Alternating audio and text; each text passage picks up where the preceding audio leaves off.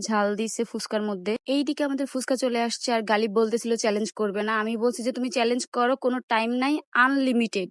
কারণ আমি অনেক কনফিডেন্ট ছিলাম যে গালিব ঝাল খাইতে পারবে না। শর্ত দেওয়া ছিল যে হেরে যাবে সে আজকে যেটা বলবে সেটা খাওয়াইতে হবে। এইদিকে গালিব তো টপাটপ করে খেয়ে ফেলতেছে আর আমি আস্তে ধীরে খাচ্ছিলাম। ও যে এমন করবে আমি ভাবতেও পারি নাই। ও ফুচকা খাওয়ার পর বলতেছিল যে ও টক খাবে না। আমি বললাম যে, "সব ঝাল তো টকের মধ্যেই। তুমি যদি সম্পূর্ণ শেষ না করো তাহলে হবে না।"